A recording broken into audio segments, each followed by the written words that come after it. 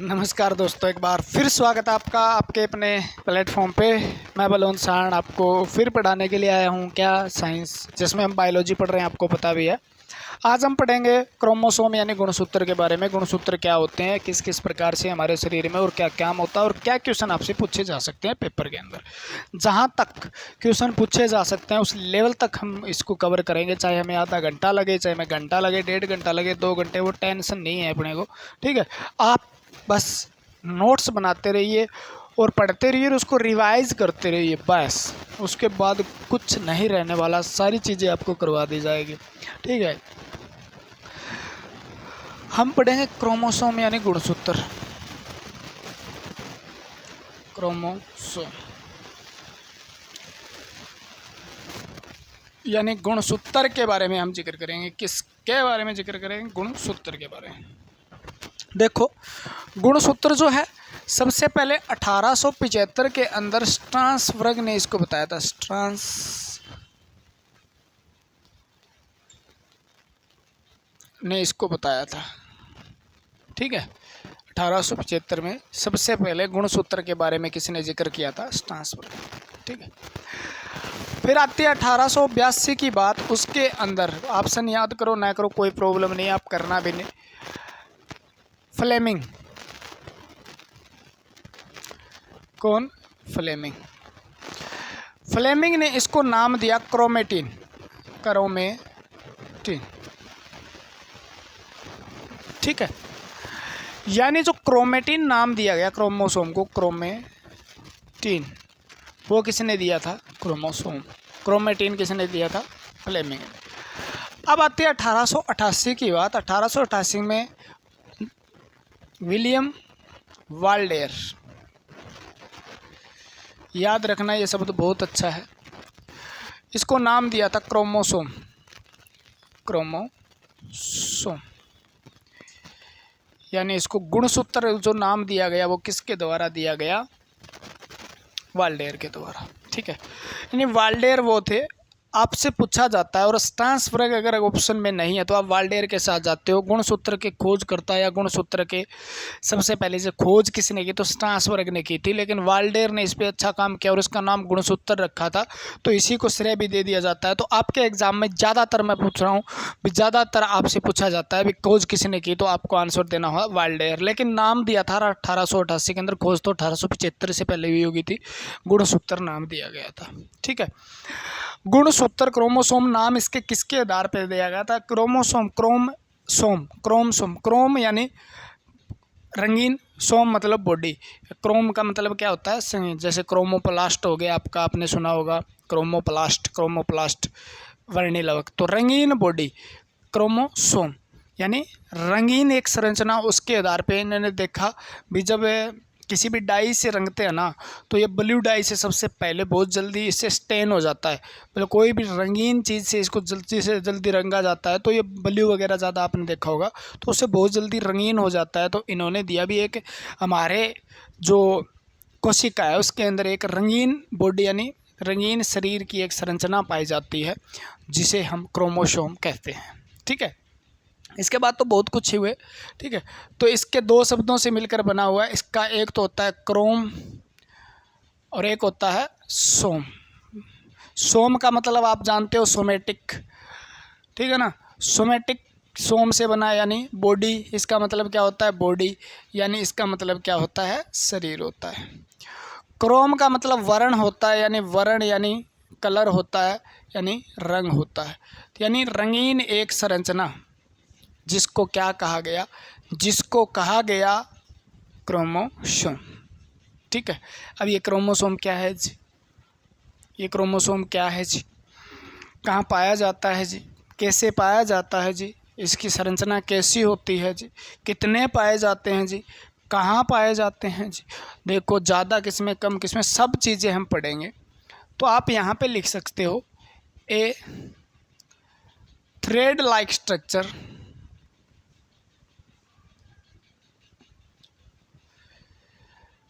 which found in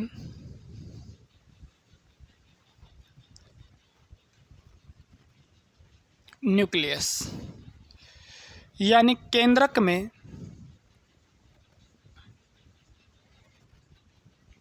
पाए जाने वाली एक दागेनुमा संरचना है।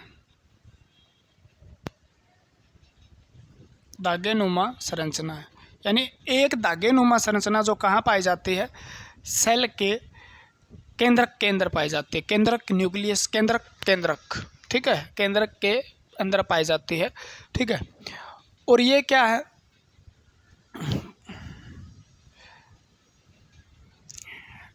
हेरिडिटी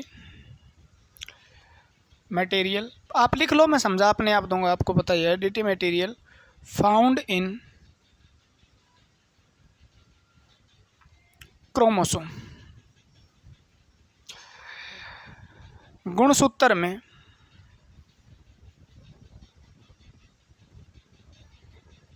आनुवंशिक पदार्थ पाया जाता है। अब कौन सा होता है इसका मैं बताऊंगा। आनुवंशिक पदार्थ पाया जाता है, एक बार बोर्ड पूरा कर दे, है ना। ठीक है, आनुवंशिक पदार्थ पाया जाता है। Chromosome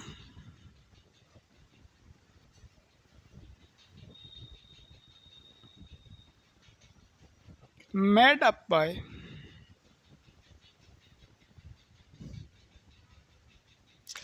DNA and stone protein, DNA and protein. गुणसूत्र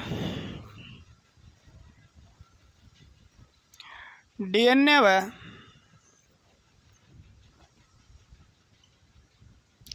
प्रोटीन से मिलकर बना होता है। लिखते जाओ, मैं समझा दूंगा यार को, ये बहुत आसान आसान चीज़ें हैं, ठीक है ना।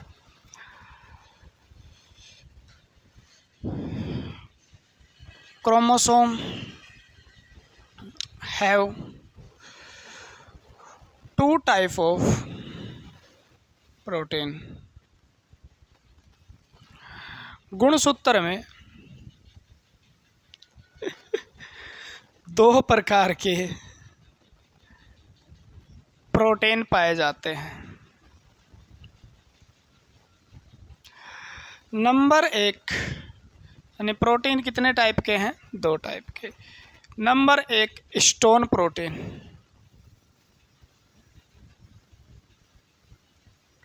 और number 2 non stone protein.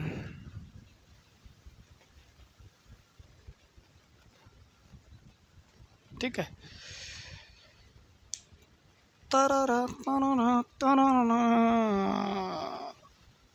Stone protein, non stone protein, सारी चीज़ें समझाऊंगा यार, मेरा मकसद ही समझाना रहता है, आपको पता ही है।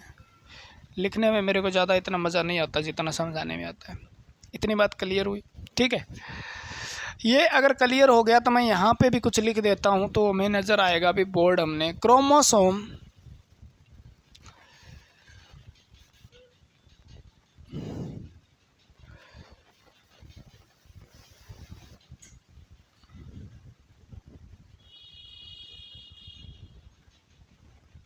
same species have same number of chromosome,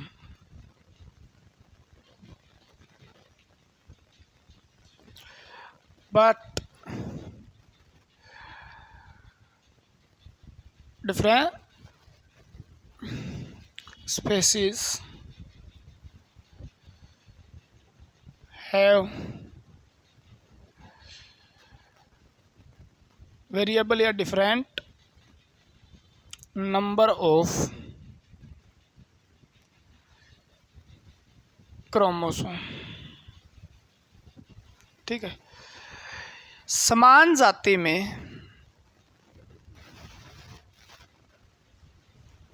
समान क्रोमोसोम, गुणसूत्र संख्या। असमान जाति में असमान जाति में असमान गुणसूत्र संख्या पाई जाती है। ठीक है, ये हो गई बात, लिख लिया। इतना कुछ लिखने के बाद आपको क्या समझ में आता है भी, एक धागेनुमा संरचना है जो केंद्रक में पाई जाती है। यानी क्रोमोसोम कुछ नहीं है, क्रोमोसोम है एक धागेनुमा संरचना जो क्या है, केंद्रक के अंदर पाई जाती है। यहाँ तक ये बात पता चलती है हमें। इसके अंदर गुणसूत्र में अनुवांशिक पदार्थ पाए जाते हैं। मेरा काम है समझा दूंगा अनुवांशिक पदार्थ क्या होते हैं। अनुवांशिक गुणों को पीढ़ी दर पीढ़ी ले जाने वाले जो पदार्थ होते हैं वो हेरिडिटी, ठीक है, क्या है, मटेरियल होते हैं। यानी इसे क्या कहा जाता है, अनुवांशिक पदार्थ कहा जाता है। ठीक है, और ये इसके अंदर पाए जाते हैं, इसलिए गुणसूत्र को भी क्या कहा जाता है, तो यहाँ पे दिखाई दे रहा होता है। ठीक है, इसे हेरिडिटिव वहीकल भी कहा जाता है, अनुवांशिक वाहक भी कहा जाता है। तो आपको कहा जाए अनुवांशिक वाहक किसे कहा जाता है, अनुवांशिक वाहक किसे कहा जाता है, वाहक का मतलब वाहन, ले जाने वाला, व्हीकल, ठीक है ना। तो वो गुणसूत्र को कहा जाता है। गुणसूत्र के अंदर क्या होता है, गुणसूत्र के अंदर डीएनए पाया जाता है, जीन पाया जाता है, आरएनए पाया जाता है। तो वो गुणसूत्र को, ठीक है ना, गुणसूत्र उसके अंदर पैकिंग होती है, डीएनए की पैकिंग होती है गुणसूत्र के अंदर। तो वो क्या करता है, उसको पीढ़ी दर पीढ़ी ले जाने में जो मदद करता है वो कौन कौन करता है, अनुवांशिक पदार्थों को गुणसूत्र। उसके अंदर अनुवांशिक पदार्थ पाए जाते हैं, अनुवांशिक गुणों को भी पीढ़ी दर पीढ़ी ले जाने का काम करेगा वो अनुवांशिक पदार्थ करेंगे, डीएनए वगैरह करेंगे। ठीक है ना। तो इसके अंदर मैं बताऊंगा, एक एक चीज़ खुल के बताऊंगा, आपको टेंशन मत लेना। क्रोमोसोम के अंदर प्रोटीन पाया जाता है और डीएनए पाया जाता है, यानी डीएनए और प्रोटीन से मिलकर बना होता है क्रोमोसोम। ठीक है, ये बातें लिखी है वो 1 मिनट में समझा दूंगा मैं।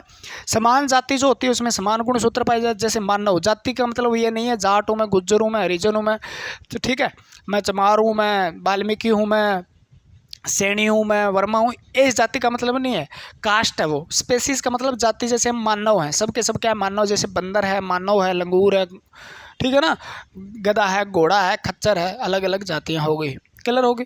ठीक है, अलग अलग जातियों में जैसे हमारे शरीर के अंदर 46 गुणसूत्र पाए जाते हैं, बंदर के अंदर कितने पाए जाते हैं, 42 गुणसूत्र पाए जाते हैं। ठीक है, आलू के अंदर 48 होते हैं, चिंपॉन्जी के अंदर 48 होते हैं, तंबाकू के अंदर 48 होते हैं, मच्छर में 6 होते हैं, मक्खी में 12 होते हैं। तो सभी मक्खियों में 12 है, सभी मच्छरों में 6 है, सभी आलू के अंदर 48 है, सभी बंदर के अंदर 42 है और सभी मानव के अंदर 46 है। तो इस प्रकार से सभी जो एक जाति में समान गुणसूत्रों की संख्या होती है, अलग अलग जाति में अलग अलग, जैसे मैंने कहा बंदर में 42 है, हम में 46 है। तो अलग अलग जाति है ना, उनके अंदर अलग अलग जातियों में अलग अलग गुणसूत्र पाए जाते हैं। और गुणसूत्र के आधार पे ही तो हम क्या है, हमारी जो शरीर की संरचना होती है, हमारे शरीर में जीन होते हैं, उनकी संरचना, जीन के आधार पे हमारे शरीर की संरचना, बोलने का तरीका, बैठने का तरीका, तो वो किसके आधार पे होती है, वो गुणसूत्र में जो जीन होते हैं उनके कारण होती है। तो अलग अलग जातियों में अलग अलग गुणसूत्र होते हैं, समान जाति में समान गुणसूत्र होते हैं।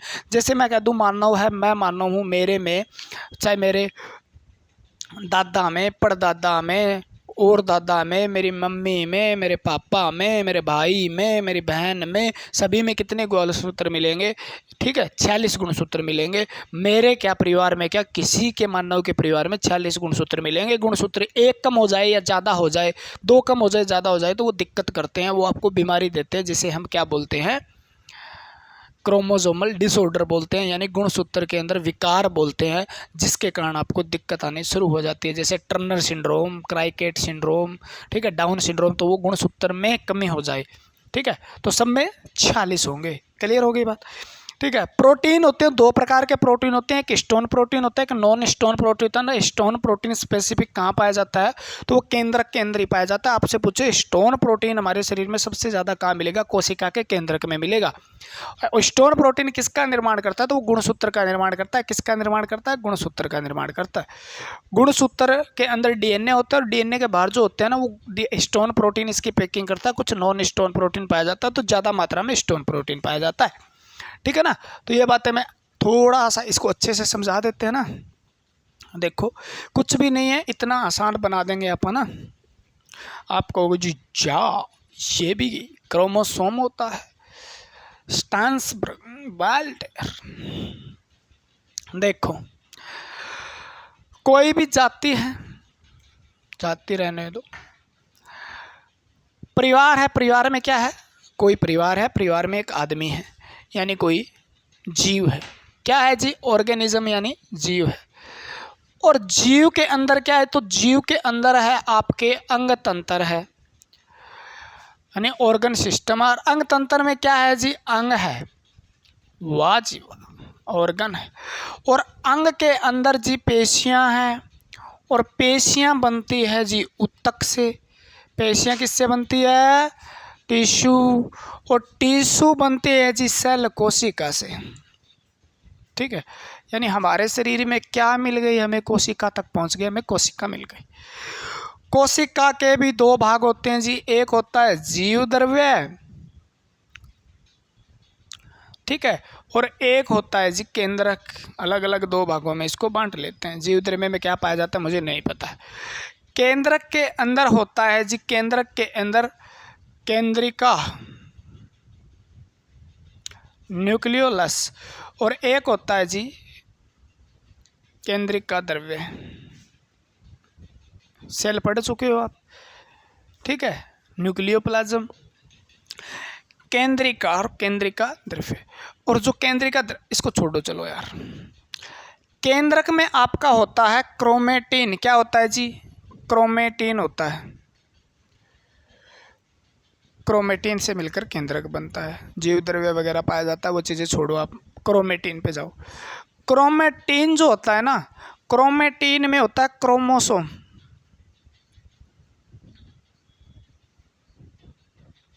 गुणसूत्र होता है। क्रोमेटिन में क्या होता है, गुणसूत्र। गुणसूत्र में होता है डीएनए। गुणसूत्र में क्या होता है, डीएनए।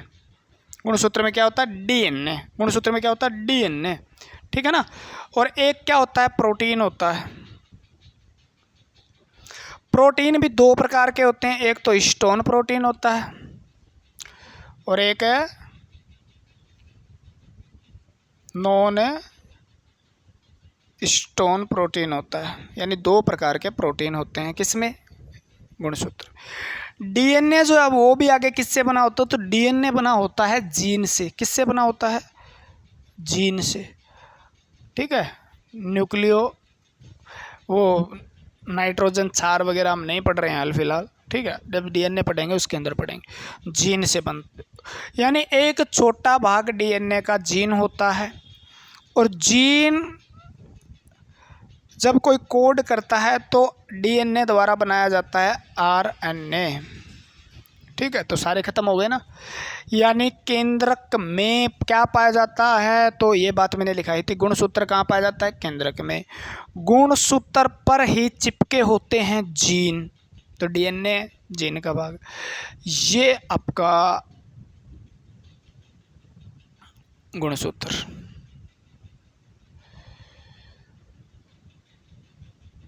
ला ना ना ना ना ना ना ना ना ना ना ना ना ना ना ना ना ना रे ना रे ना, ठीक है।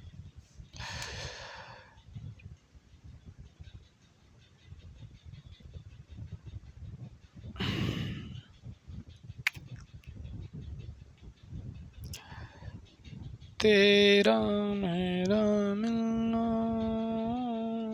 के दिल का खिलना, ये आपका गुणसूत्र। क्या है, गुणसूत्र। ये आपका डीएनए, ये क्या है, डीएनए। मेरे हिसाब से आपको दिखाई नहीं देगा, आपको प्रॉब्लम हो जाएगी, ठीक है। तब तो मैं रेड पेन का यूज़ नहीं करता। ये डीएनए, यहाँ पर होता है स्टोन प्रोटीन। क्या होता है, स्टोन प्रोटीन, ठीक है। इसको बोलते हैं काइनेटोकोर। काइनेटोकोर।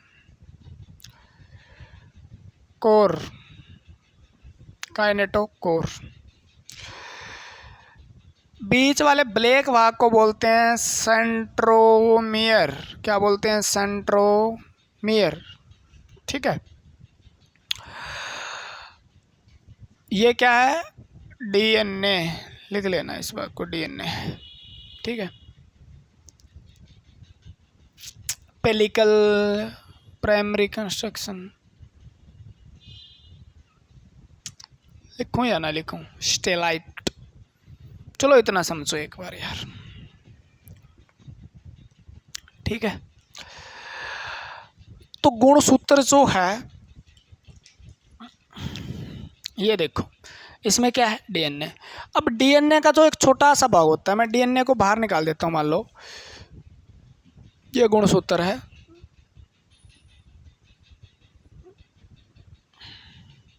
ठीक है। इसमें से मैंने डीएनए को निकाला बाहर, ये डीएनए था इसमें, और डीएनए को मैंने निकाला बाहर, क्योंकि डबल स्टैंड, ये तो हेलिक्स, डबल हेलिक्स मॉडल है ना, तो ये डीएनए, इसको मैंने चौड़ा कर दिया, मान लो ये वापस बंद कर दिया, मैं दिखाता हूँ आपको, लो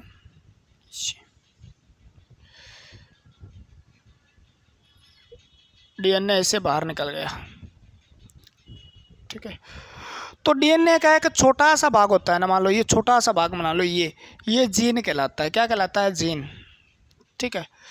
और अब ये जब खुला है तो यहाँ से निकलेगी सिंगल स्टैंडर्ड जो है वो लड़ी, जिसको हम आरएनए बोलते हैं, इस प्रकार से आरएनए बोलते हैं, और वापस ये जाके बंद हो जाता है, डीएनए द्वारा आरएनए का निर्माण होता है। क्लियर हुई बात? ठीक है। तो इसके अंदर जीन है, इसके अंदर आरएनए है, और ये क्या है? ये डीएनए है, डीएनए है जो आरएनए का निर्माण कर रहा है, हाल फिलहाल उस स्थिति में आपको बताया गया है, ठीक है। तो अंग, तंत्र, पेशियां, कोशिका, कोशिका में जीव द्रव्य होता है, जीव द्रव्य को छोड़ दो, जिसके अंदर विभिन्न प्रकार के कोशिका द्रव्य पाया जाता है, और कोशिका द्रव्य में क्या होता है? कोशिका, ठीक है। कोशिका द्रव्य अलग लिखेंगे, जीव द्रव्य का तो भाग ही होता है केंद्रक, ठीक है। कोशिका द्रव्य, साइटोप्लाज्म, ठीक है। तो ये बात आपको याद कर लेनी है, इस प्रकार से आप बना के एक बार लिख लो। काइनेटो क्या कोर क्या होता है? तो काइनेटो कोर वो चीज़ होती है जो मतलब पकड़ने का काम करता है, स्पिंडल फाइबर का निर्माण होगा लास्ट में, जब कोशिका विभाजन होगा, कोशिका विभाजन के समय स्पिंडल फाइबर जहाँ से अटैच होगा, जहाँ को टच करेगा, इस प्रकार के धागे यहाँ पे आके चिपक जाएंगे, ताकि क्या किया जा सके? दोनों क्रोमोसोम को बीच से तोड़ के अलग अलग किया जा सके, जोड़े को तोड़ के अलग अलग दोनों तरफ शिफ्ट किया जा सके एक्सिस पे, ठीक है ना। तो स्पिंडल फाइबर किससे अटैच होते हैं? काइनेटोकोर। सेंट्रोमियर, सेंट्रोमियर वो चीज़ है जहाँ से क्रोमोसोम जुड़े होते हैं, जहाँ क्रोमोसोम जुड़े होते हैं उस भाग को क्या कहा जाता है? तो किससे जुड़े होते हैं? सेंट्रोमियर से जुड़े होते हैं क्रोमोसोम, ठीक है। स्टोन प्रोटीन देख लिया, गुणसूत्र देख लिया, पेलिकल वेलिकल आके पढ़ेंगे यहाँ पर। स्टेलाइट क्या है, प्राइमरी कंस्ट्रक्शन क्या है, प्राथमिक संकुंचन क्या है, सेकेंडरी कंस्ट्रक्शन क्या है, द्वितीय संकुंचन क्या है, तो ये चीज़ें आगे पढ़ने वाले हैं हम, टेंशन मत लेना। अब देखो मैं एक बात बता देता हूँ, आप नोट करके लिख लेना, ये बहुत बार पूछी गई है ये बात भी। ये जो क्रोमोसोम है ना, ये कब देखा जा सकता है? तो क्रोमोसोम कब देखा जा सकता है? जब सेल डिवीजन होता है। कब देखा जा सकता है? Cell division. अगर नॉर्मल सेल के अंदर आप देखना चाहो ना, कोशिका विभाजन के समय इसको देखा जा सकता है। क्यों मारकर इकट्ठे कर लिए यार इतने?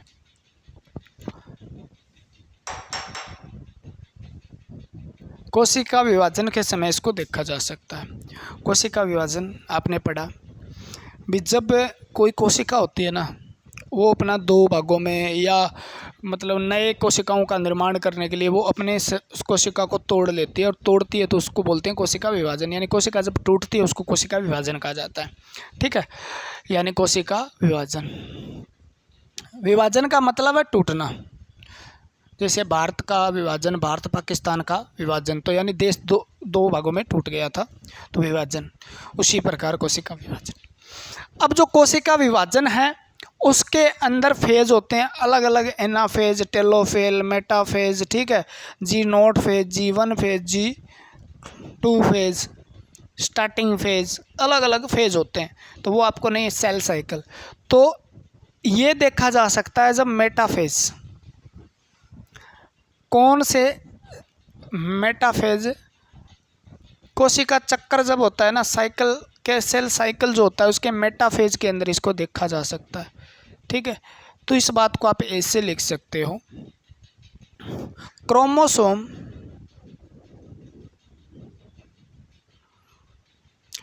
visible in microscope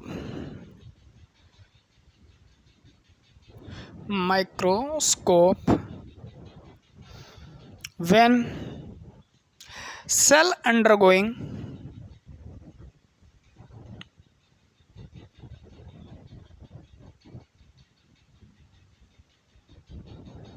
cell division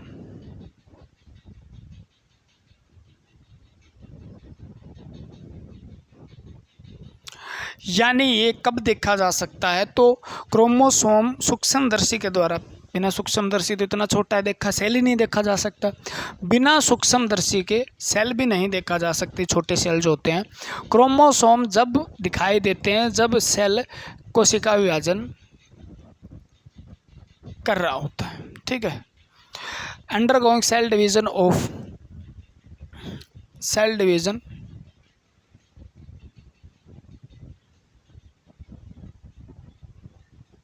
आगे और लिख लो, ठीक है, या ऐसे लिख लो अंडरगोइंग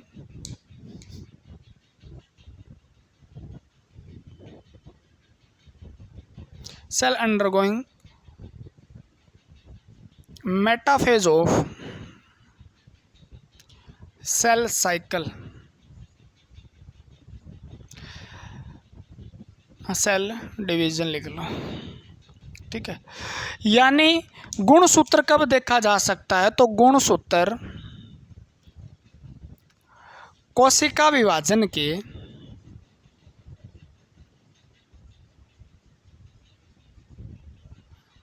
मेटाफेज अवस्था में देखा जा सकता है। कोशिका विभाजन के मेटाफेज अवस्था में देखा जा सकता है। तो जी नॉर्मल सेल है, उसके अंदर क्या मिलता है जी, देखो ये कोशिका है, ठीक है, और ये कोशिका में केंद्रक है, और ये केंद्रक के अंदर इस प्रकार की संरचना आपको मिलती है, इस प्रकार की संरचना आपको मिलती है, इस प्रकार की गूंथी हुई संरचनाएं आपको मिलती है, जिसको हम क्रोमेटीन कहते हैं, ठीक है ना, क्रोमेटीन कहते हैं। जो क्रोमेटीन होते हैं ना, ये टूट जाते हैं, क्या हो जाते हैं, टूट जाते हैं। जब क्या टूटती है, कोशिका टूटती है, तो टूटने के बाद इनको ही क्रोमोसोम कहा जाता है, इनको ही क्रोमोसोम कहा जाता है। ये बात याद रखना, क्रोमेटीन के टूटने, कोशिका विभाजन के समय क्रोमेटीन टूटकर क्रोमोसोम यानी गुणसूत्र में बदल जाते हैं। तो पहले ये किस रूप में नज़र आते हैं, तो क्रोमेटीन के रूप में नज़र आते हैं क्रोमोसोम। लेकिन ये क्रोमोसोम की स्टडी करने के लिए हमें किस अवस्था, कौन सी अवस्था में गुणसूत्र का अध्ययन किया जा सकता है, तो मोस्ट इम्पोर्टेंट है गुणसूत्र का अध्ययन, विस्तृत अध्ययन, अच्छे से अध्ययन, उसकी संरचना के बारे में हमें पता लगाना है, ठीक है, उसकी कार्यविधि के बारे में पता लगाना है, उसके बारे में जो चीज़ पता लगानी है उसके लिए हमें किस अवस्था का इंतज़ार करना पड़ता है, कोशिका के मेटाफेज। यानी पहली बात तो क्या करना होगा, सेल डिवीज़न का इंतज़ार करना होगा हमें। किसका इंतज़ार करना होगा, सेल डिवीज़न का इंतज़ार। सेल डिवीज़न के अंदर मेटाफेज, और मेटाफेज के अंदर इसकी स्टडी की जा सकती है। कौन से में, मेटाफेज के अंदर। ये बार क्वेश्चन सबसे ज़्यादा बार रिपीट हुआ है, कौन से फेज में, मेटाफेज में, ठीक है, तो लिख लेना ये, ठीक है, मेटाफेज के अंदर। तो किस अवस्था में की जा सकती है, तो क्रोमोसोम की स्टडी की जा सकती है। क्रोमोसोम की जो स्टडी है वो कब की जा सकती है, क्रोमोसोम यानी गुणसूत्र का अध्ययन कब किया जा सकता है, अध्ययन कब किया जा सकता है, तो आप कहोगे जी मेटाफेज में किया जा सकता है, मेटाफेज में। और ये करने के लिए क्या करना पड़ता है जी, कैरियोटाइपिंग, यानी गुणसूत्र के बारे में अध्ययन करने को क्या बोलते हैं, कैरियोटाइपिंग करनी पड़ती है। क्या करना पड़ता है, कैरियोटाइपिंग ठीक है ना, कैरियोटाइपिंग। तो कैरियोटाइपिंग किससे संबंधित है? तो कैरियोटाइपिंग आपके गुणसूत्र से संबंधित है, ठीक है ना, गुणसूत्र से संबंधित अध्ययन करना कैरियोटाइपिंग होता है, ठीक है।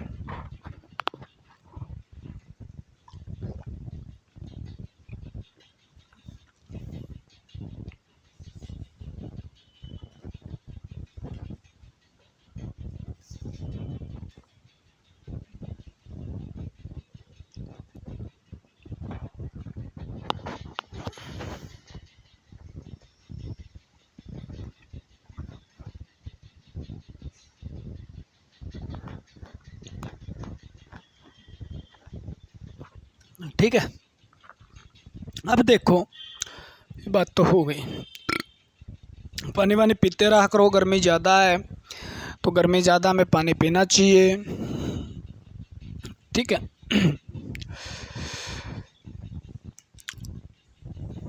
ये बना देता हूँ मैं केंद्रक, मान लो ये केंद्रक है आपका, वो पूरा बना देता हूँ, ये कोशिका है, सबको पता है ना कोशिका क्या होती है। इसके अंदर मैं अब आपको 2-4 बातें सिखाता हूँ, ये होता है इसके अंदर, ये चित्र बना लो, आपको सब कुछ याद रह जाएगा ना।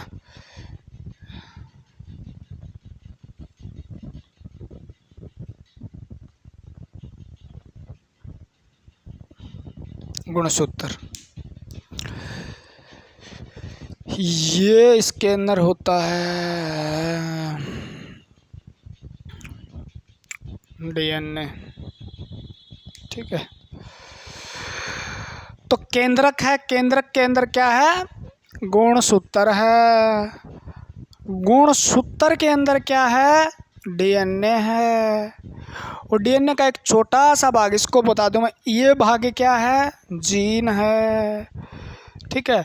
और इनके द्वारा जहाँ पर निर्माण होता है वो क्या है? इसके द्वारा निर्माण होता है वो आरएनए है, ठीक है। तो ये है केंद्रक में गुणसूत्र है, ये क्या है? तो आपको होगी जी केंद्रक है, जैसे केंद्रक की झिल्ली होती है बाहर का जहाँ निशान लगाया तो ये केंद्रक है, ठीक है।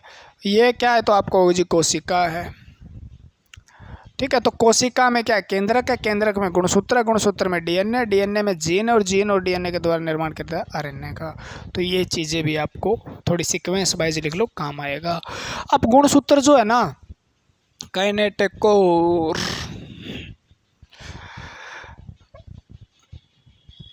नारे नारे नाना बाबा नारे, हमने पढ़ा गुणसूत्र क्या है, ठीक है। देखो मैंने एक बात बताई, वो नहीं बताई हो तो, हेरिडिटी व्हीकल है, यानी वाहक है, क्योंकि इसके अंदर क्या पाया जाता है? गुणसूत्र में डीएनए पाया जाता है, और डीएनए सब प्रकार के आपके बातें कोड करके रखता है, ठीक है। तो ये किस में है? तो आपको जी डीएनए गुणसूत्र में है, ये पता चल गया हमें। और गुणसूत्र ही जाता है आगे आपके बच्चों के अंदर, किसके अंदर जाता है? बच्चों में जाता है, ठीक है ना, बच्चों में जाता है। और बच्चों में क्या करता है? आपके आनुवंशिक पदार्थ जो है, आनुवंशिक गुणों को लेके जाता है। जैसे डीएनए टेस्ट से पता चल जाता है किसका बाप कौन है, ठीक है ना, किसका बाप कौन है ये पता लगाने के लिए डीएनए टेस्ट किया जाता है। तो डीएनए से ये पता लग जाता है, क्योंकि उसके अंदर आनुवंशिक गुण बाप से मिलते जुलते होते हैं। अगर वो नहीं मिलते हैं तो फिर नकार दिया जाता है ये इसका बाप नहीं है, तो दिक्कत और कहीं से आई है। क्लियर? ये तो गुणसूत्र। आधार, देखो मैंने एक बात बताई थी, centromere, base of centromere, centromere, centromere location, chromosome have 4 type, यानी सेंट्रोमियर के आधार पे, सेंट्रोमियर के स्थिति के आधार पे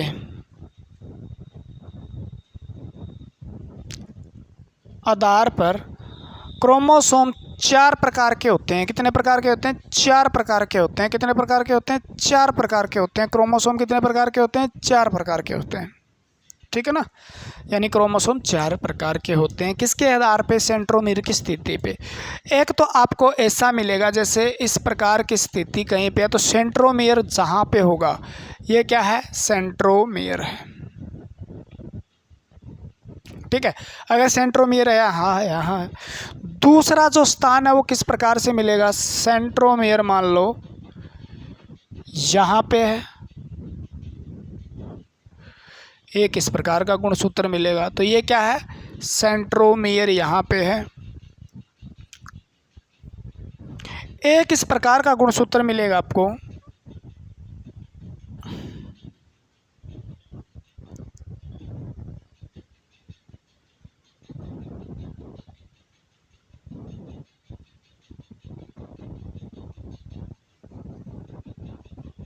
यहाँ पे मिलेगा आपको, क्या मिलेगा? सेंट्रोमीर।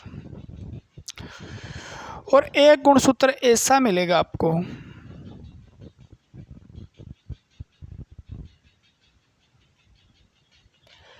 ये सेंट्रोमीर है,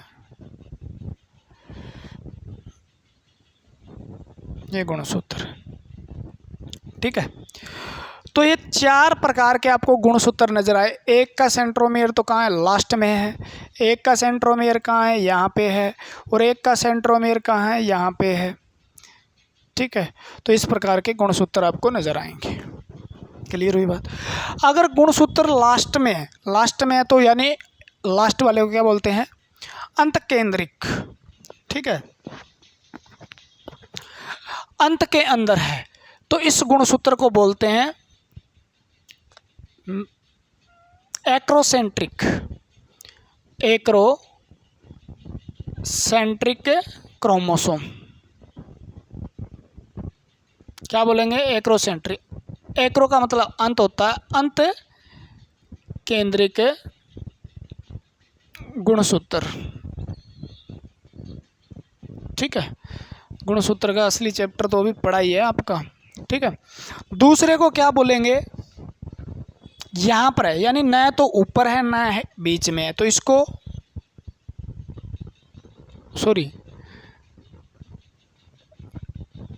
इसको बोलते हैं टेलोसेंट्रिक, यानी लास्ट में। ठीक है, और इसको बोलेंगे, इसका ऊंचाई पे है तो एक्रोसेंट्रिक क्रोमोसोम। एक्रोसेंट्रिक यानी इसको बोलेंगे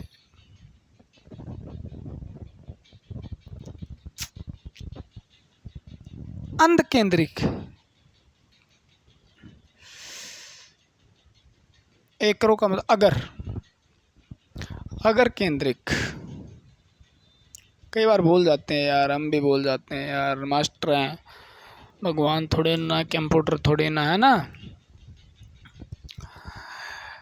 ये हो गया आपका। फिर यहाँ पे तो इसका नाम हो गया सब मेटासेंट्रिक,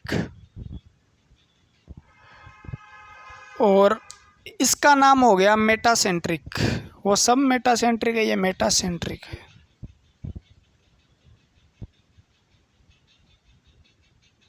सेंट्रिक। क्रोमोसोम लिख लो नीचे। ये क्या है? आकार है गुणसूत्र के।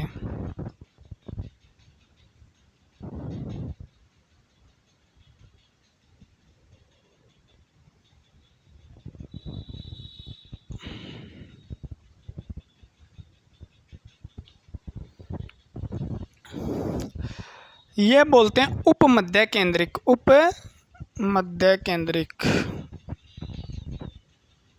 गुणसूत्र। उपमध्य है, यानी न तो ज़्यादा मध्य में है लेकिन मध्य के पास में है तो उसे उप मध्य से, जैसे तहसीलदार उप तहसीलदार बोल देते हैं अपन, इसको मध्य है। ये पूरा मध्य के अंदर होता है, मध्य केंद्रिक के गुणसूत्र बोल देते हैं इसको, बस। ठीक है, ये 4 टाइप हैं, साइज के हिसाब से या सेंट्रोमीर के लोकेशन के हिसाब से या देखने के हिसाब से, तो 4 प्रकार के गुणसूत्र हो सकते हैं।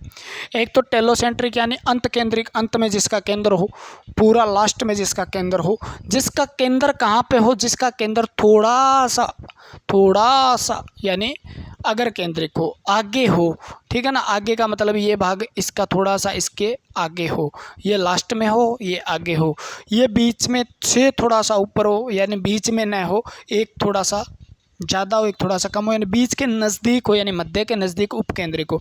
जो जिसके मध्य में सेंट्रोमियर लगा होता है उसे क्या बोलते हैं? मध्य केंद्रिक बोलते हैं। मेटा सेंट्रिक क्रोमोसोम कहा जाता है। तो 4 साइज़ है, याद रखना हो तो रख लेना, अगर ना भी रखना चाहो तो भी कोई ज़्यादा ज़रूरी नहीं है, लेकिन कहीं से क्वेश्चन फंस जाता है आपका तो दिक्कत हो जाएगी, क्योंकि आप स्पेशल फिर क्रोमोसोम टॉपिक उठा रखा है, आप सेल के अंदर क्रोमोसोम नहीं कर रहे हैं, ठीक है। तो एक एक चीज़ याद रखनी चाहिए।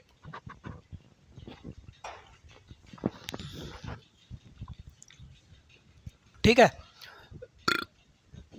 ये तो हो गया ये या। अब गुणसूत्र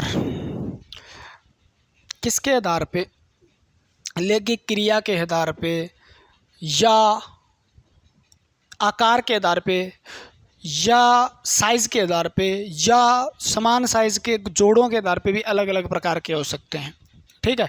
जैसे होमोलॉगस हो गया, हेट्रोलॉगस हो गया, होमोजाइगस हो गया, हेट्रोजाइगस हो गया। तो ये जाइगस जुइगस प्रकार है उनका, तो वो छोड़ो एक बार आप, ठीक है।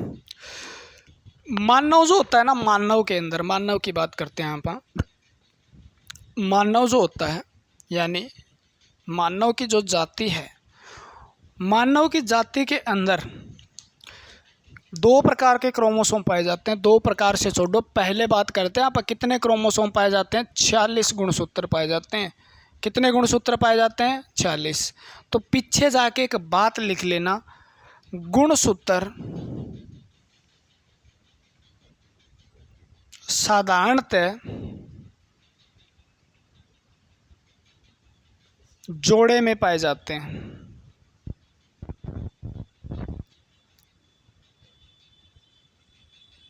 ठीक है, मोस्टली क्रोमोसोम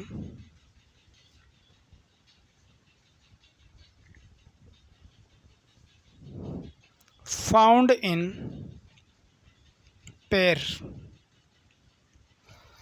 यानी ज़्यादातर या लगभग साधारणतः गुणसूत्र किस में पाए जाते हैं? जोड़े में पाए जाते हैं। तो उसी प्रकार मानव के अंदर कितना है? तो 2n है, यानी 23 जोड़े पाए जाते हैं।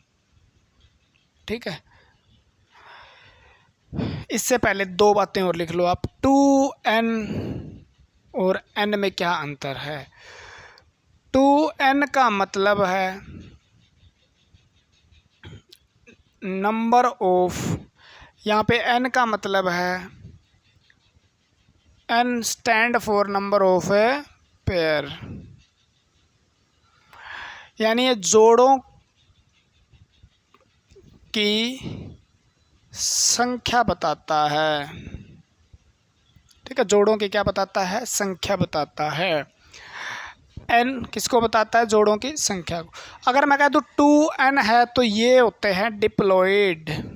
क्या बोलते हैं? डिप्लॉइड, यानी गुणित गुणसूत्र होते हैं। डिप्लॉइड क्रोमोसोम यानी गुणित गुणसूत्र होते हैं। डिप डिप डिप डिप D I D I D I D I का मतलब 2 होता है। हैप्लॉइड का मतलब होता है अगुणित गुणसूत्र, यानी अगुणित जिससे गुणा नहीं किया, किससे? 2 से गुणा नहीं किया, अगुणित गुणसूत्र है। यानी जिसको 2 से गुणा किया वो गुणित है, जिसको 2 से नहीं गुणा किया वो अगुणित है। इसे याद कर लो। डिप्लॉइड का मतलब होता है जोड़े में गुणसूत्र होते हैं। हैप्लॉइड का मतलब है जोड़े में जो गुणसूत्र नहीं है उन्हें हैप्लॉइड क्रोमोसोम कहा जाता है। ठीक है, हैप्लॉइड सेल कहेंगे उसको। क्या बोलेंगे फिर? हैप्लॉइड सेल, जिसके अंदर गुणसूत्र जोड़े में पाए जाते हैं। किसके अंदर? जोड़े में। गुणसूत्र को क्या बोलेंगे? डिप्लॉइड। और जिस सेल में पाए जाते हैं उसको सेल में पाए जाते हैं, उस सेल को भी यानी कोशिका भी क्या बोलेंगे? Diploid cell. क्लियर हुई बात? जिसमें जोड़े में नहीं पाए जाते, यानी क्या पाए जाते हैं? अगुणित गुणसूत्र होते हैं, हैप्लॉइड। तो उस सेल का भी नाम क्या लिख देंगे? हैप्लॉइड। तो हैप्लॉइड को सेल होता है वो, यानी अगुणित कोशिका है वो, उसमें गुणसूत्र है वो जोड़े में नहीं पाए जाते। तो 2 बात याद हुई, डिप्लॉइड हैप्लॉइड क्या होता है। क्लियर हुई? मैं कह दूं मानव के अंदर, देखो मैं इस बात को ऐसे समझाता हूँ, मानव में 46 गुणसूत्र हैं। मैं कह दूं ये 2n बराबर 46 होता है, यानी 2n का मतलब क्या हुआ, 2n, n 4 है, स्टैंड 4 है, नंबर ऑफ पेयर, ये जोड़े का संख्या बता रहा है। तो n बराबर कितना हो गया, तो 46/2 हो गया, 2/23, यानी n की संख्या 23। तो n किसको रिप्रेजेंट कर रहा था, तो जोड़े को रिप्रेजेंट कर रहा था। तो आपको मानव के अंदर कितने जोड़े गुणसूत्र होते, 23 जोड़े, 23 जोड़े गुणसूत्र होते हैं, ठीक है, 23 जोड़े गुणसूत्र हैं। और जिस सेल के अंदर 46 गुणसूत्र होते हैं उसे डिप्लॉयड सेल कहते हैं। क्या बोलते हैं, डिप्लॉयड सेल, ठीक है। और जिस जोड़े में गुणसूत्र नहीं है, तो यानी आधे गुणसूत्र मिलेंगे। कितने गुणसूत्र मिलेंगे, 23 जोड़े नहीं, 23 गुणसूत्र मिलेंगे। और उस गुणसूत्र वाले 23 गुणसूत्र हैप्लॉइड होते तो उसको क्या बोलते हैं, हैप्लॉइड अगुणित कोशिका, हैप्लॉइड सेल कहा जाता है। तो अपने शरीर में हैप्लॉइड सेल पाए जाते हैं जी, हाँ जी पाए जाते हैं, ठीक है। अब मैं बात करता हूँ, ठीक है भी, जिसके अंदर 46 गुणसूत्र है मानव में वो तो डिप्लॉयड सेल है, और जिसके अंदर 23 गुणसूत्र है वो क्या है, हैप्लॉइड सेल है। यानी अगर गुणसूत्र जोड़े में पाए जाएं तो उसे डिप्लॉयड सेल कहते हैं। इसका डिप्लॉयडी लेवल होता है, वो हैप्लॉयडी लेवल क्या है, हैप्लॉइड जो है, हैप्लॉयडी होता क्या होता है, हैप्लॉइड क्या होता है, तो हैप्लॉइड का मतलब होता है जिसमें गुणसूत्र जोड़े में नहीं है, वो गुणसूत्र जोड़े में नहीं पाए जाते उस कोशिका को भी क्या कह देते हैं, हैप्लॉइड कोशिका कह देते हैं, ठीक है ना। और जिसमें जोड़े में गुणसूत्र कोशिका पाए जाते हैं उसे डिप्लॉयड कोशिका कह देते हैं, ठीक है। अब मैं कह दूं मानव में कितने जोड़े हैं, तो आप कहोगे जी 23 जोड़े पाए जाते हैं। कितने गुणसूत्र पाए जाते हैं, 46। मैं कहता हूँ जोड़े कितने होते हैं, 23, यानी 2n बराबर कितना होता है, तो 46 होते हैं। अगर आपसे पूछे n बराबर कितना होता है तो आप 23 आंसर दो। अगर ये question very very very important वाला है, आपसे ये क्वेश्चन पूछा जा सकता है। मानव में गुणसूत्र 2n है, तो n की वैल्यू बताओ यहाँ पे, ठीक है ना। n की वैल्यू क्या है, तो n की वैल्यू 23 है जी, 2 है और 23 बराबर 46 है, तो n की वैल्यू कितनी होगी, 46 हो गई। क्लियर हो जाएगा, ठीक है। तो मानव के अंदर गुणसूत्र होते हैं कितने, 46 गुणसूत्र, 23 जोड़े गुणसूत्र।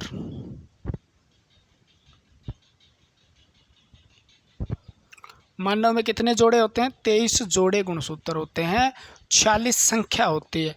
वो आपसे पूछे संख्या कितनी है, वो पूछे गुणसूत्र की संख्या कितनी है, गुणसूत्र की संख्या कितनी है, तो 46 है। जोड़े पूछे तो 23 हैं, ठीक है। मानव के अंदर 2 प्रकार के सेल पाए जाते हैं, एक हैप्लॉइड पाया जाता है जो बिना जोड़े में पाया जाता है, और एक डिप्लॉइड सेल पाया जाता है।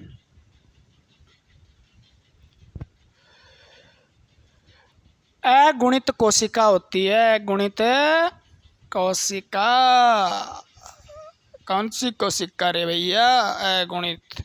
और ये गुणित कोशिका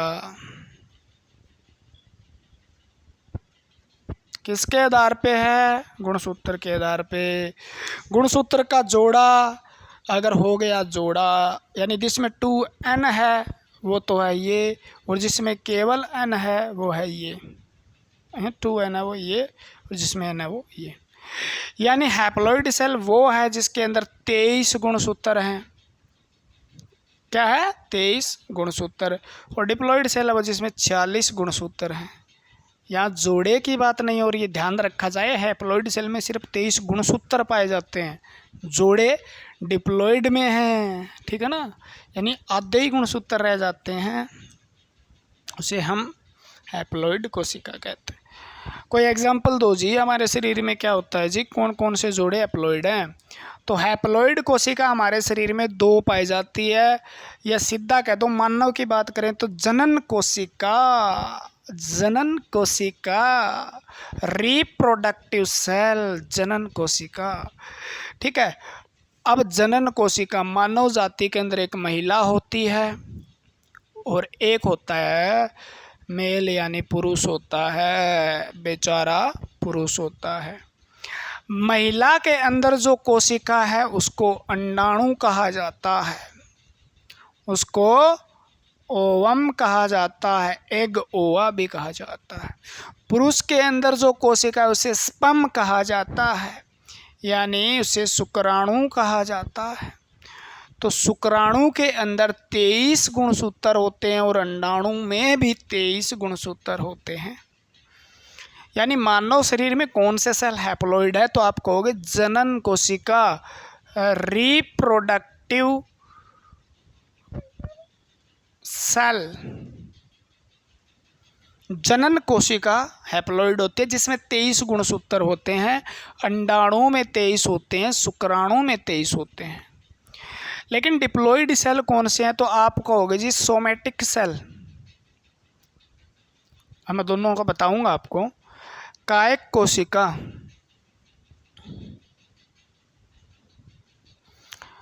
कायक कोशिका यानी शरीर की सभी कोशिकाएं जो होती है इसमें कितने गुणसूत्र होते हैं? 46। आपका शरीर, शरीर के अंदर 2 प्रकार की कोशिका होती है, जनन कोशिका और कायक कोशिका। कायक का मतलब काया और काया का मतलब शरीर। शरीर यानी जनन कोशिका को छोड़ के शरीर की सारी कोशिकाओं में 46 गुणसूत्र होते हैं। यानी कायिक कोशिका उन कोशिकाओं को कहा जाता है जो जनन कोशिका सिर्फ मानव के केस में, पुरुष के केस में शुक्राणु को छोड़ते हैं और महिला के केस में अंडाणु को अगर छोड़ दिया जाए तो बाकी सारी कोशिकाएं हमारे शरीर में कायिक कोशिका के नाम से जानी जाती है। किस नाम से जानी जाती है? कायिक कोशिका। बाकी अलग अलग कहा जाता है, लीवर के सेल को अलग कहा जाता है, दिमाग के सेल को अलग कहा जाता है, किडनी के सेल को अलग का, वो तो बातें अलग है। लेकिन पूरे एक संयुक्त रूप से अगर मैं शरीर को 2 भागों में कोशिका के रूप में बांटूं तो एक जनन कोशिका, एक कायिक कोशिका। कायिक पूरे शरीर की, काया शरीर की कोशिका, ठीक है ना। काया को सुख चाहिए, काया यानी शरीर, ठीक है, शरीर की कोशिका। और जनन कोशिका वो कोशिका जो जनन क्रिया में भाग लेती है, यानी नए जीव के निर्माण करने में जिसकी मुख्य भूमिका होती है, उसे हम जनन कोशिका कहते हैं। महिला में वो अंडाणु होती है और पुरुष में वो शुक्राणु होती है। अंडाणु और शुक्राणु के मिलने से फर्टिलाइजेशन, निषेचन होता है। उसके बाद अगर देखा जाए तो एक जाइगोट का निर्माण होकर एक भ्रूण का निर्माण होता है, जिससे आप बने हो। इस संसार के अंदर जितने भी हैं, पुरुष है चाहे महिला है, चाहे ट्रांसजेंडर है, चाहे इनुच है, चाहे होमोसेक्सुअल है, चाहे बायोसेक्सुअल है, चाहे ले है, चाहे गे है, चाहे लेस्बियन है, सारे के सारे उस जाइगोट से ही बने। किससे बने? जाइगोट। इन दोनों के मिलन से तो उसको जनन कोशिका कहा जाता है। क्लियर हुई बात? क्या जनन कोशिका क्या होती है? हो जाएगी। तो जनन कोशिका अगर मैं कह दूं स्पर्म यानी अंडाणु कैसा सेल है? हैप्लॉइड है। शुक्राणु कैसा सेल है? हैप्लॉइड है। अंडाणु में कितने गुणसूत्र हैं? 23 है। शुक्राणु में कितने गुणसूत्र हैं? 23 है। जनन कोशिका जो पुरुष में होती है उसको क्या कहा जाता है? शुक्राणु। जनन कोशिका महिला में होती है उसे क्या कहा जाता है? अंडाणु। ठीक है ना, हो जाएगा। तो ये तो हो गया हैप्लॉइड और डिप्लॉइड सेल हो गया आपका 23 गुणसूत्र पाए जाते हैं। अब जो गुणसूत्र है ना, मानव के अंदर 46 गुणसूत्र हैं, उनको भी 2 भागों में बांटा जा सकता है। 2 भागों में कैसे जी? गुणसूत्र कितने? 2n। 2n बराबर कितने? 46। और 46 को 2 भागों में बांटा जा सकता है। एक को बोलते हैं अलैंगिक गुणसूत्र,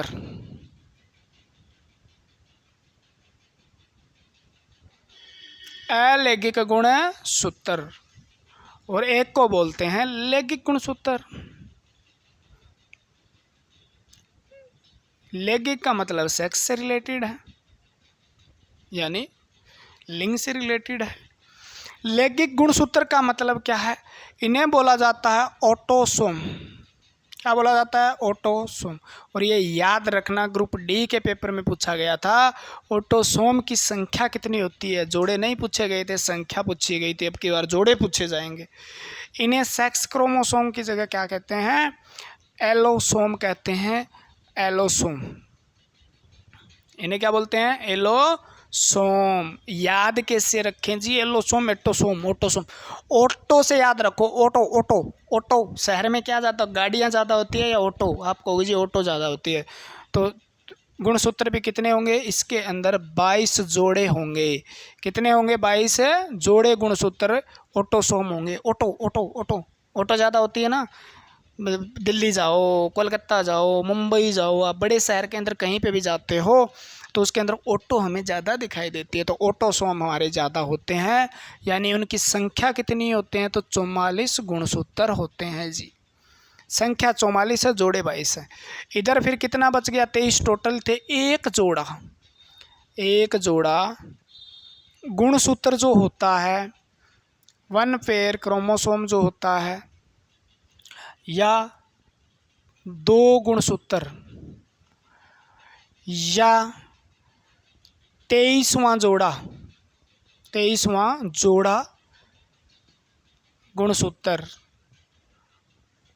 एलोसोम कहलाता है, याद रखना, ठीक है।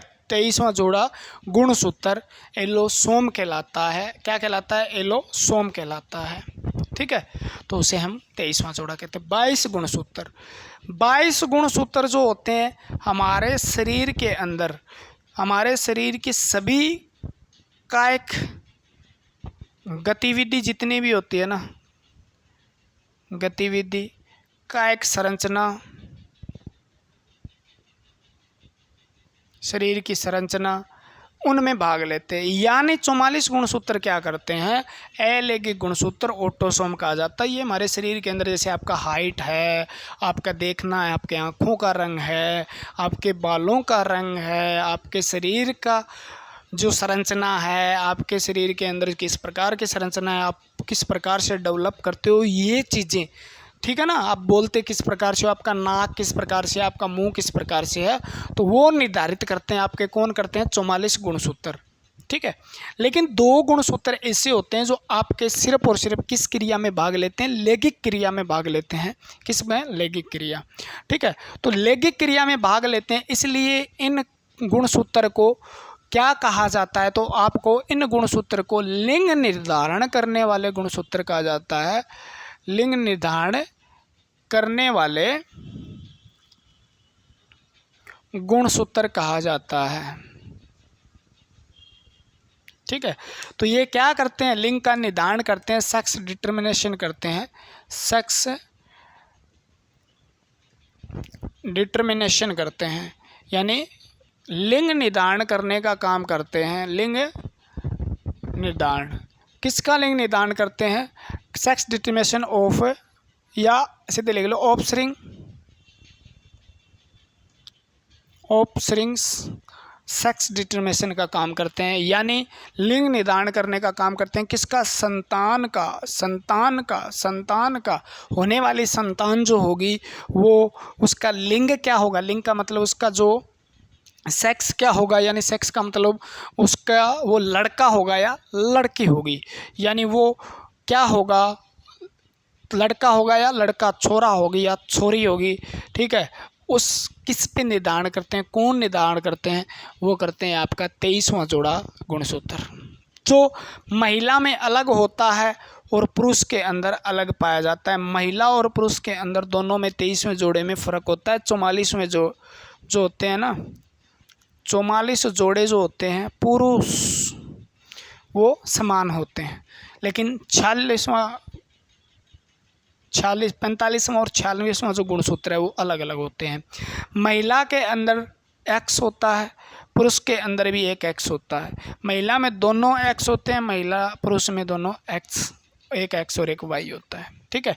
तो कौन सा 23वां जोड़ा महिला के अंदर कौन सा पाया जाता है, तो एक्स एक्स पाया जाता है, और पुरुष के अंदर पूछे तो एक्स वाई पाया जाता है, ठीक है। और ये जोड़े क्या करते हैं, होने वाली संतान का लिंग निर्धारण करते हैं।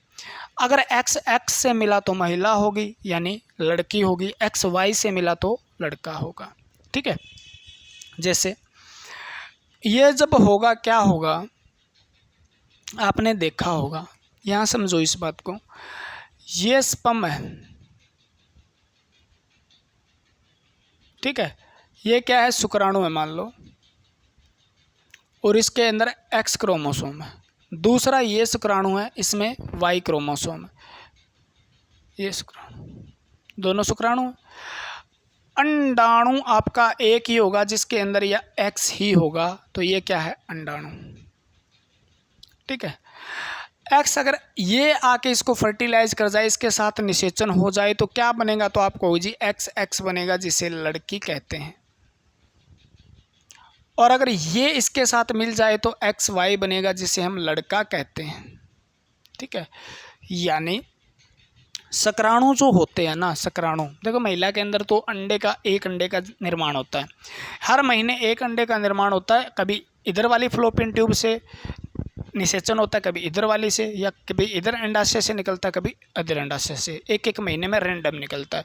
लेकिन पुरुष के अंदर इतने स्पर्म मिलते हैं, 5 मिलियन स्पर्म भी, 50 लाख स्पर्म भी हो सकते हैं, 500 लाख तक स्पर्म हो सकते हैं पुरुष के अंदर, ठीक है।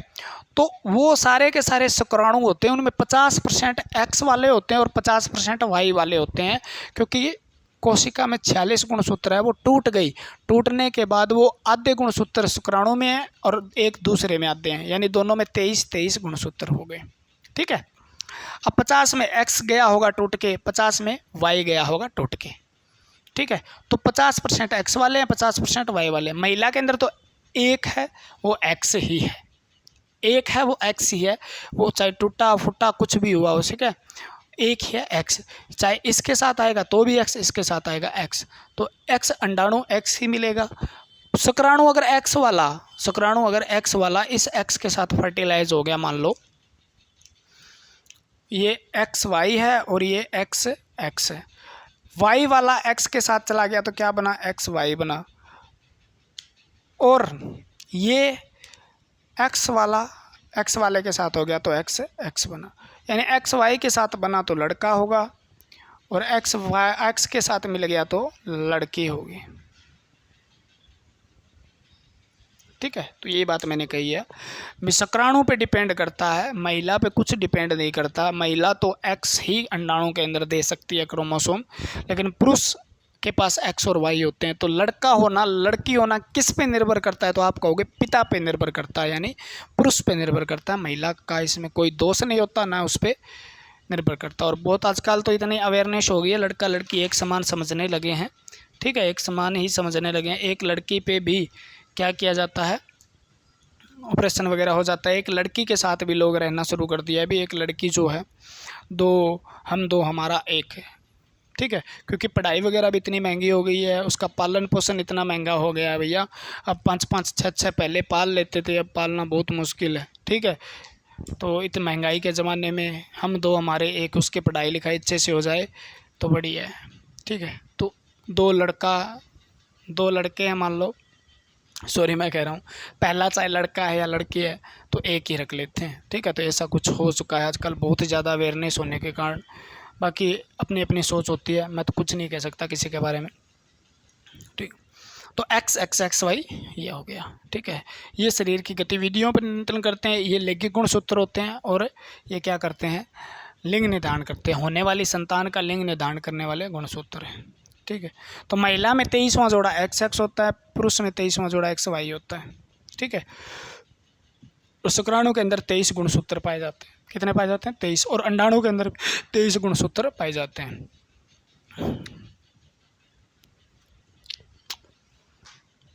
ये हो गया इतना, तो ये हो गया, देखता हूँ मैं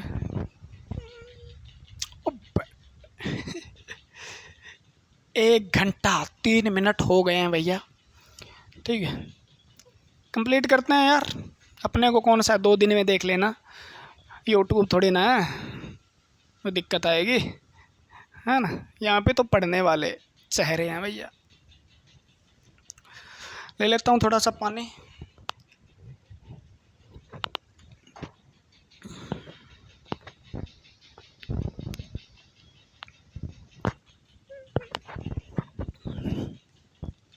अब जो गुणसूत्र है ना, मैंने कहा अलग अलग जातियों में अलग अलग पाए जाते हैं, मान लो अलग अलग जातियों में अलग अलग होते हैं। प्लांट के अंदर सबसे कम गुणसूत्र होते हैं। देखो प्लांट की बात करते हैं, आप प्लांट की, ज़्यादा कम की बात करते हैं, यहाँ से क्वेश्चन आ जाता है। प्लांट के अंदर अगर कम की बात करें तो सबसे कम गुणसूत्र होते हैं म्यूकर हेलिमस।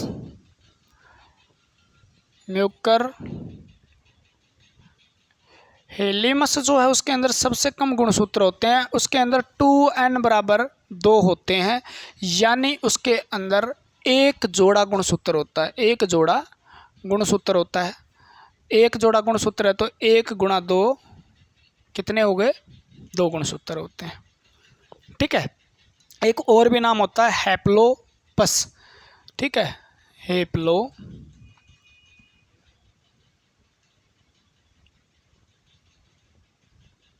पपस होता है शायद, पपस, हेप्लो पपस। ठीक है, हेप्लो हेप्लोपपस। इसके अंदर भी 2 ही गुणसूत्र होते हैं, 2, यानी एक जोड़ा होता है। ठीक है। सबसे ज़्यादा की बात करें, अगर प्लांट के अंदर सबसे ज़्यादा की बात करते हैं,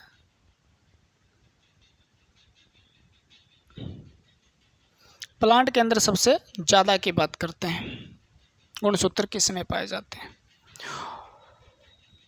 ओफियोग्लेसम, ओफियोग्लेसम रेक्टिकुलन।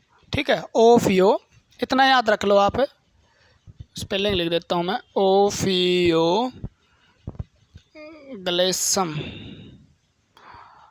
ओफियोग्लेसम रेक्टिकुलन, ओफियोग्लेसम।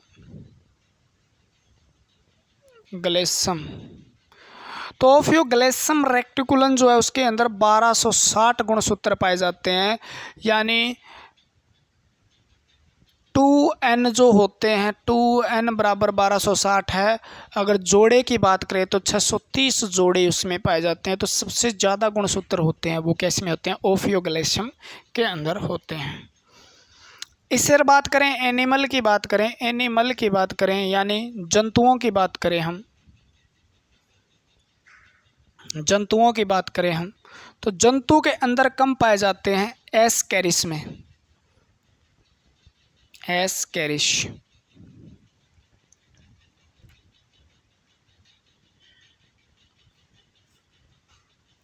ठीक है।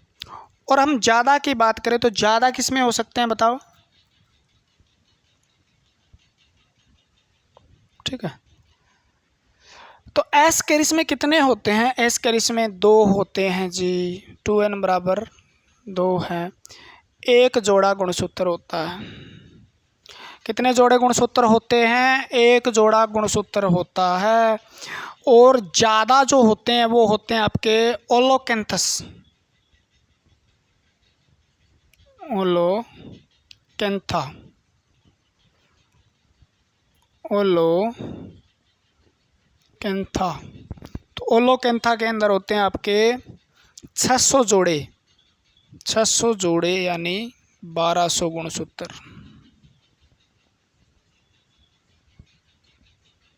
नहीं सॉरी भाई, 800 जोड़े होते हैं, 1600 गुणसूत्र होते हैं।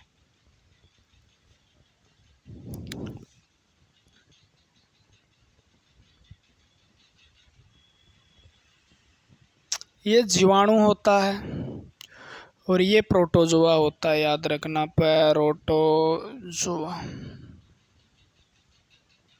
ठीक है, ये तो हो गए कम ज़्यादा की बात। अगर कम की बात करें तो मुकर, मुकर, मुकर, म्यूकर के अंदर हेलिमस जो होता है उसमें 2 होते हैं, प्लांट की बात करें, और हैप्लोपेपस जो होता है उसमें 2 होते हैं, कम होते हैं। ओफियोग्लेसम जो होता है रेक्टिकुलम, जो उसके अंदर कितने गुणसूत्र होते हैं? 1260 होते हैं। मन जंतु की बात करें तो कम एस्केरिस जीवाणु के अंदर जो होते हैं एक जोड़ा होता है। और जनता इसकी बात करें,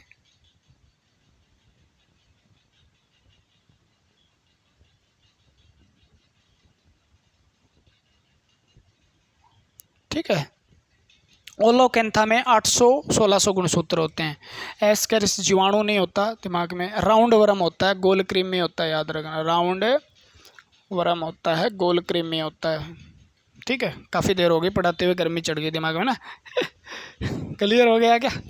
इस बात को अगर आपने क्लियर कर लिया तो मैं कुछ बातें और बताता हूँ।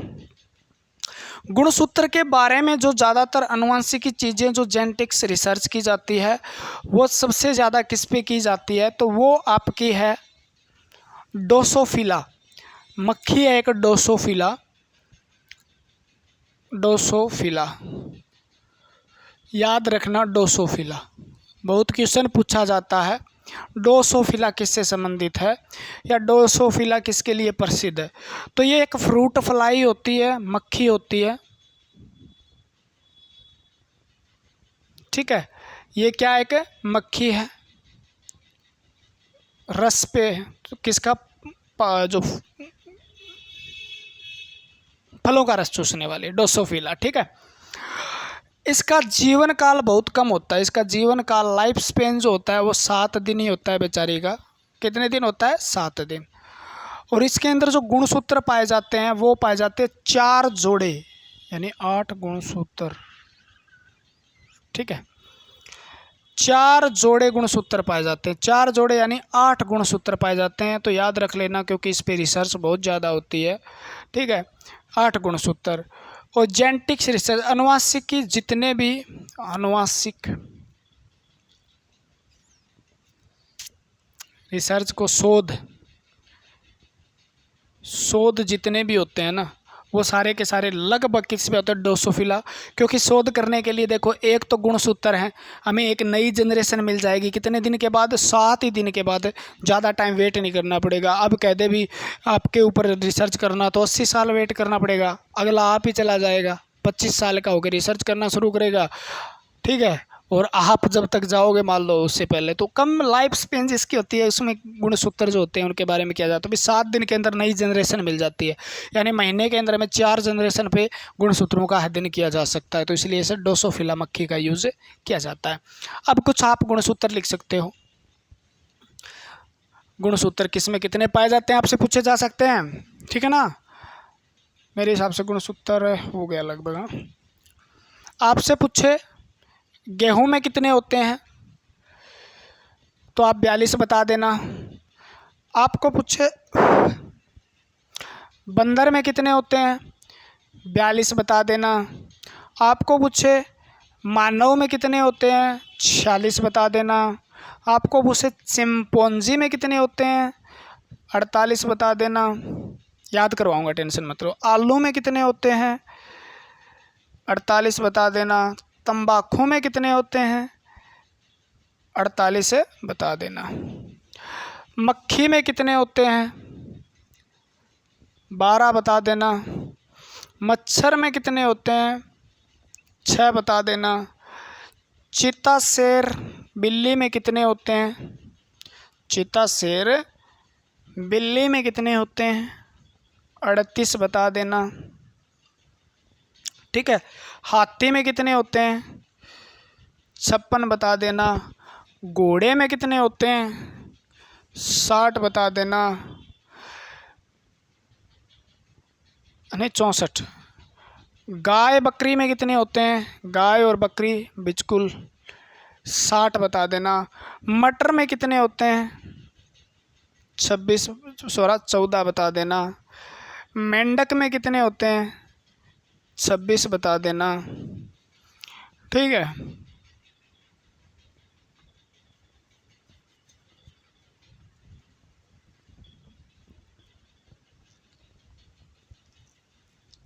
और कौन सा रह गया इम्पोर्टेंट? मेंढक, मटर, बकरी, गाय, घोड़े, मक्खी, मच्छर, हाथी। कुत्ते में बता देना भैया, कुत्ते में कितने होते हैं, 78 होते हैं। मोस्ट एंड मोस्ट इम्पोर्टेंट आपका मटर, याद करना ही है। दूसरा आपका मानव और तीसरा बंदर। सबसे इम्पोर्टेंट जो आपके इसमें ये हैं, ये तो आपको याद होने चाहिए। याद कैसे करें जी? अगर आप जाओ शाम को, यानी कितना बज गए 7 और 8 बजे के बाद आपको बाहर निकलने में दिक्कत होगी, क्योंकि क्या आ जाते हैं गली में? कुत्ते आ जाते हैं। 7-8 बजे क्या हो जाते हैं? कुत्ते। 7-8 बजे अंधेरा हो जाता है भैया, अंधेरे में कुत्ते फिर फाड़ लेते हैं, ठीक है। अपने गली के आदमी को भी नहीं बख्शते, वो चोर समझ लेते हैं। तो कितने बजे नहीं जाना चाहिए? 7 से 8 बजे के बाहर नहीं जाना चाहिए। 7-8 यानी 78 बनी जाना। घोड़े कैसे दौड़ते हैं? सटासट सटासट सटासट सटासट 64 सटासट सटासट। घोड़े कैसे दौड़ते हैं? 64 64 64 64 सटासट, ठीक है ना? 64 याद रहे। गाय बकरी बेचारी बहुत ही 60, ठीक है ना? गाय बकरी में 60।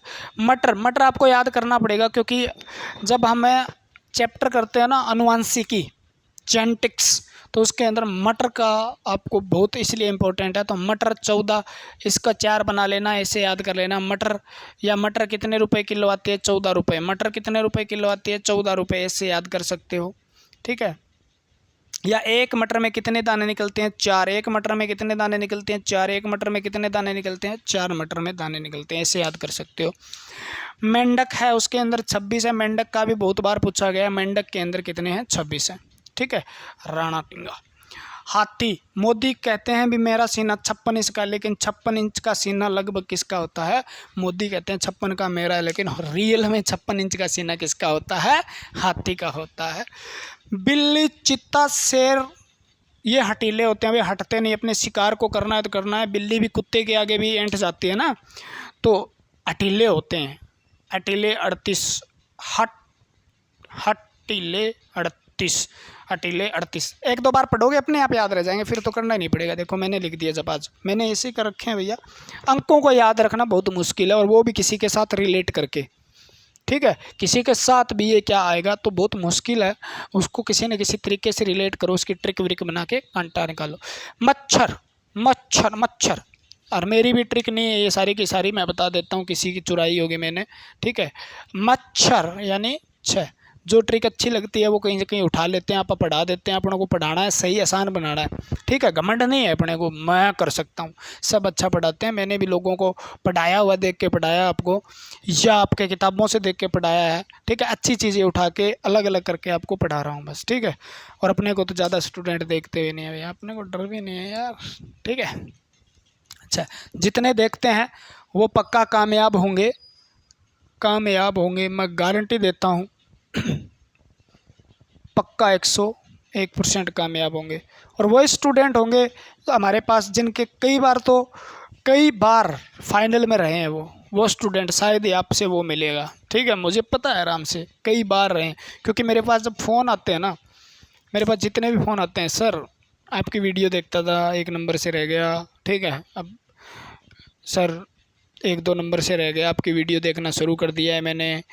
तो वो मेहनती बच्चे हैं सारे के सारे, नज़दीक हैं, वो सिलेक्शन के नज़दीक हैं। कितने सिलेक्शन हुए हैं उनका तो मैं जिक्र ही नहीं करता, जिनके हो गए वो अब थोड़ी देखेंगे ना, ठीक है। जिनके नहीं हुए वो यहाँ पे आइए, अब की बार पक्का हो जाएगा, ठीक है। मक्खी, कितने भी सफाई कर लो घर में भैया, 1-2 मक्खी आई जाती है। कितनी सफाई कर लो, मक्खी 1-2 आई जाती है, 1-2 मक्खी पक्का आ जाती है, कितनी सफाई कर लो आप, ठीक है ना। तम्बाकू 48, आलू चिपौंजी, इसके अंदर 48 होता है। मानव के बाद चिपौंजी, आलू, तम्बाकू याद कर लेना, 48 होता है, 48, ठीक है। चिम्पोंजी 48, आलू 48, ठीक है।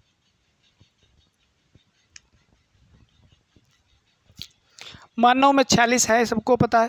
बंदर मानव से थोड़ा सा पीछे का है, गेहूँ 42 है। तो बंदर और गेहूँ के अंदर 42 है।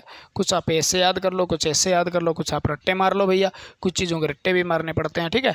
तो आपका क्रोमोसोम, हाँ, गुणसूत्र के बारे में जितने भी क्वेश्चन आपके पेपर में आ सकते हैं सारे के सारे कवर हो जाएंगे, ठीक है। कोई भी आपका क्वेश्चन नहीं छूटेगा। आप प्रैक्टिस करके देखना, आप इसको नोट्स बना के रिवाइज करना, ताकि आपका भला हो जाए, ठीक है। मैंने जितना है आपके लिए इतनी मेहनत करके 1-1.5 घंटे की वीडियो, जो गुणसूत्र 20-20 मिनट में, 25-25 मिनट में पढ़ाया जा सकता है आपको, लेकिन आपने वो चीज़ें समझ के और थोड़ा सा बढ़िया जोर लगा के इसको एक एक क्वेश्चन निकाल के पढ़ा है, भी बाकी क्वेश्चन हमारे बच्चे ने। ठीक है, तो आज के लिए इतना ही। जय हिंद, जय भारत। मिलते हैं आपको कल इसी के साथ।